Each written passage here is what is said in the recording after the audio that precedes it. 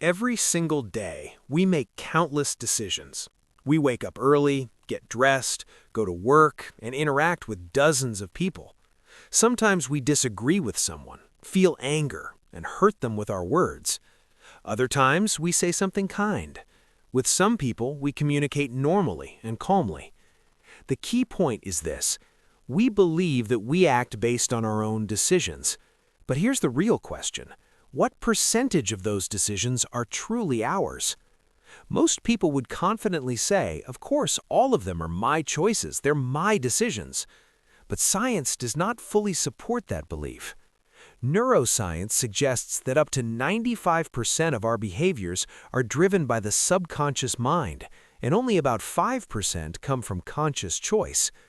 In other words, even if you see yourself as a rational, decision-making individual, you may actually be in control of only 5% of your life. So who or what is controlling the remaining 95%? This raises a fascinating idea. It can feel as if there is another presence within you, something operating behind the scenes, something quietly influencing every reaction, every emotion, and every decision you make. That something is your subconscious mind. If you watch this video until the end, you will discover how the subconscious mind secretly shapes your life, why saying, "I'm deciding this with my own free will" can sometimes be misleading, and how you can uncover your subconscious patterns and turn them in your favor. Don't forget to like the video and subscribe to the channel to learn more about this mysterious subconscious power. First, let's try to understand the subconscious mind. The best metaphor for this is an iceberg. Imagine that the part above the water represents the conscious mind. It is visible, noticeable, and seems to be in control. But what you see above the surface is only about 10% of the iceberg. The massive portion hidden beneath the water represents the subconscious. You can't see it, yet it is the part that supports, directs, and moves the entire iceberg. Sigmund Freud used this metaphor in the early 20th century, but today, neuroscience has discovered something far deeper than Freud originally imagined. The subconscious mind keeps your heart beating, regulates your breathing, makes you blink, stores all your past memories, shapes your beliefs, fears, and loves, controls your digestive system, cleans your brain while you sleep. While all of this is happening simultaneously, while millions of processes are being carried out every second, you are simply sipping your coffee and thinking about tomorrow's plans. Science speaks very clearly here, and the numbers are astonishing. The subconscious mind processes around 11 million bits of information per second. Now compare that to the conscious mind. It processes only about 50 bits per second. Do you see the difference? The subconscious is roughly 220,000 times faster than the conscious mind. For decades, neuroscientist Antonio Damasio conducted extensive research on the brain. His discoveries transformed the field. A large portion of our decisions are made before we become consciously aware of them. Only afterward do we say, "I chose this," and genuinely believe it. In 1983, a scientist named Benjamin Libet conducted a fascinating experiment. He told participants, "Move your finger whenever you feel like it." While they did this, he measured their brain activity. The result was shocking. The brain initiated the movement about 350 milliseconds before the person became consciously aware of deciding to move. In other words, by the time you say, "I decided," your brain has already made that decision. This does not deny your free will, but it does reveal something profound. Inside you, there is a far more powerful and complex mechanism at work than you might have ever imagined. The subconscious mind's greatest strength is this: it constantly learns and stores information. Neuroscience shows that from birth until around age 7, a child's brain primarily operates in the theta wave state. This state is similar to hypnosis. In other words, a child does not analyze, question, or filter what they hear or see. They accept everything as it is. During this period, every word spoken, every interaction, and every emotion experienced is recorded in the subconscious like a program. You can't do it. Stored. Making money is hard. Stored. Trust no one. Stored. You are valuable. Stored. The child does not debate or question these statements. They simply accept them. Over time, these statements solidify into beliefs, and beliefs shape decisions. Decisions, in turn, shape your life. Bruce Lipton, who has spent decades researching this topic, explains that our beliefs are not just psychological, they can have biological effects as well. In other words, the programs we carry at the level of thought and belief can influence even our body's reactions.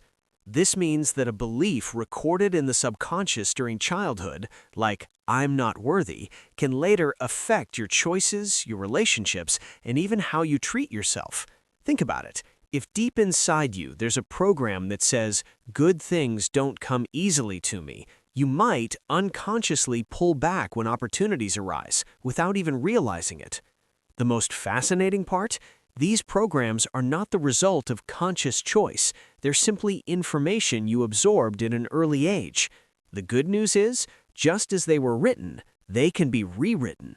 So how does the subconscious mind relate to sleep? Think about your dreams at night. You might be flying, running, talking to strangers, or finding yourself in strange places.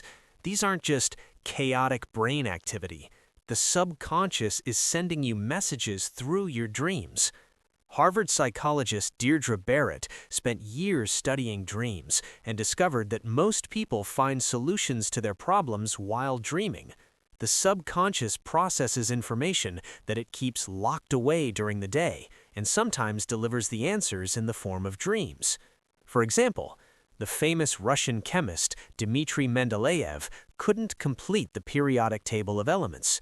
One night, he saw the solution in a dream, all elements perfectly arranged. He woke up, wrote it down, and that's how the periodic table was created.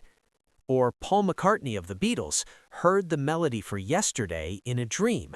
He woke up and ran to the piano to play it before he forgot. That melody became one of the most listened to songs in history.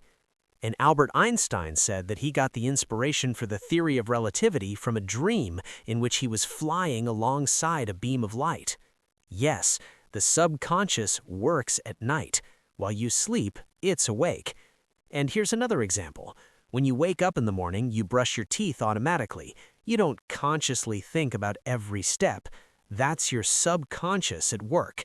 Scientists have studied habits for years and found that every habit consists of three parts: a cue, the trigger that starts it, a routine, the action you perform, and a reward, the pleasurable feeling your brain uses to reinforce the habit. Once this loop is stored in your subconscious, everything becomes automatic. This is both good and risky. Good, you don't have to think about every action you take. Risky, because bad habits form in the same way. Smoking, overeating, negative thinking, toxic relationships. But here's the key. Once you understand this system, you can change it. But the most important question is it possible to change the subconscious mind? The answer is yes, but not by direct commands. The subconscious does not respond to logic. Telling it, "Don't be afraid," does not erase fear. Saying, "Believe in yourself," does not create instant confidence. To reach the subconscious, you need indirect pathways. Here are the main ones. 1. Repetition, rewriting the program. The subconscious gradually accepts what it frequently hears and sees as truth. That's why advertisements work. The same message is shown repeatedly. You can use this to your advantage. Repeating a positive thought every day may initially meet resistance, but over time, the brain gets used to it. Repetition leaves a new imprint in the subconscious. 2. Emotion, the language of the subconscious. The subconscious responds more to feelings than words.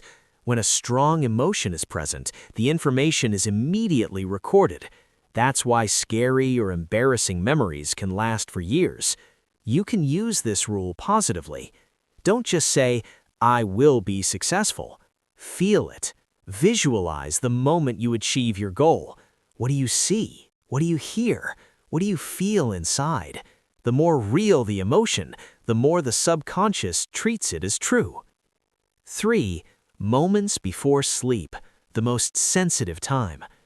Before falling asleep, the brain enters a calmer state. The subconscious becomes more open. If you go to bed with restless thoughts, your brain processes those. If you go to bed with calmness and gratitude, that content is processed instead. That's why the last moments before sleep are crucial. Whatever thought you fall asleep with, you reinforce. 4. Meditation, connecting with the inner voice. During meditation, the noise of the conscious mind quiets, thoughts slow down, and in this calmness, the subconscious becomes more perceptible. Research shows that regular meditation can strengthen areas of the brain associated with attention and emotional balance. This is not just relaxation, it can create real, measurable change. The conclusion is clear. It is possible to change the subconscious mind, but it cannot be forced. The change happens gradually through repetition, emotion, the right timing, and calmness, slowly yet permanently. To reach the subconscious, you must first learn to be still, because the subconscious does not respond well to noise. It is heard more clearly in silence. In recent years, affirmations, repeating positive statements to yourself, have become very popular. Everyone says, "Tell yourself, I can do it." That is partly true, but there is a subtle detail. If a person doesn't truly believe in themselves, strong and bold statements can backfire. When the subconscious doesn't accept it as real, it resists, saying, "This isn't true." As a result, the person may feel even less confident. The solution is simpler than you think. If you say, "I am successful," an inner voice may immediately respond, "No, you're not." But if you say, "Why can I be successful?" your brain automatically starts searching for an answer. It's a small difference in wording, but its effect is profound. Questions open the mind, while absolute statements can sometimes close it.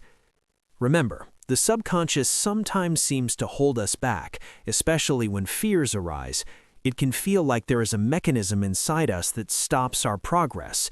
But this mechanism is not an enemy, it is a protector. It is stored memories of experiences that once hurt, embarrassed, or scared you and made the decision, "Don't let this happen again." At that moment, that reaction genuinely protected you. The problem is that life changes. You grow, circumstances are different, but the old program in your subconscious can remain the same.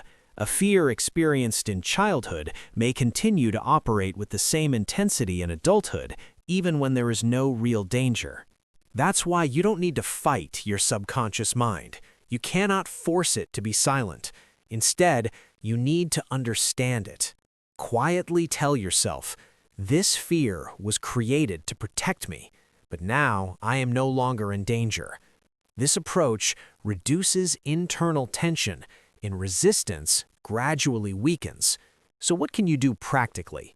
First, spend the last 10 minutes before sleep in calmness. Put your phone aside. Think of 3 things you are grateful for today. The thoughts you hold before sleep are processed more deeply by the subconscious. It's a small daily habit, but a powerful change. Second, start observing your automatic reactions. Which words immediately upset you? Which situations make you pull back? Which criticisms hurt you the most? As you identify the cause, the intensity of your reaction diminishes. Awareness is the first step toward change. Third, don't judge yourself. Simply observe. Ask calmly, "Why did I feel this way?" Be gentle with yourself. Often, the answer is not far away. It's hidden in a past memory. Once you see it, it no longer holds the same power over you. You don't need to shout at your subconscious. Calmness is enough. As French philosopher Blaise Pascal once said, all of humanity's problems stem from man's inability to sit quietly in a room alone. The subconscious is that room. Without understanding it, without befriending it, true self-knowledge is impossible. But here's the most important fact. The subconscious can change. The brain is plastic. This is a scientific truth. New neural connections form, and new programs can be written over old ones. This process is neither easy nor fast, but it is possible. Every day, every choice, every thought writes a new entry in your subconscious. Who are you today? The answer is the result of what was written in your subconscious in the past. Who will you be tomorrow? The answer, it depends on what you write into your subconscious today. So maybe, until now, you thought your life was fully guided by conscious decisions, but now we see there is a deeper system within, silent, invisible, yet powerful. The subconscious is not your enemy. It was created to protect you. It simply operates with old programs, and if those programs are not updated, they can hold you back. The good news is, you are not powerless. Through repetition, asking the right questions, emotion, calmness, and conscious observation, you can influence your subconscious. Small changes can create big results. Every thought you reflect on before sleep, every new question you ask yourself during the day, every reaction you notice, all of these write a new program in your subconscious. Remember, the subconscious works automatically, but you choose its direction. If this topic made you think and you want to understand yourself more deeply, subscribe to the channel and like the video. More content like this is coming because understanding yourself is the first step toward changing your life.